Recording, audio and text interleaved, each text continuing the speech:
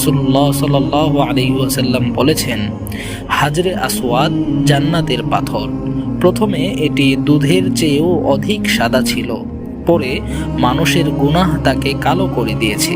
জান্নাতি এই পাথরটি পৃথিবীতে কিভাবে এলো, এই ইতিহাস অনেকেরই অজানা।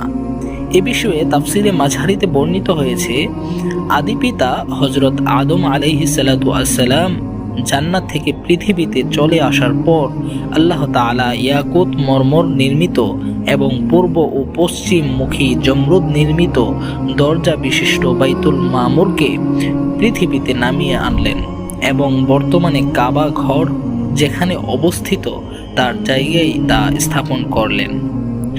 এরপর হযরত আদম আলাইহিস সালাতু ওয়াসসালামকে বললেন, তুমি জান্নাতে যেভাবে এই ঘর তাওয়াফ করতে এবং এই ঘরকে ঘিরে নামাজ আদায় করতে, এখানেও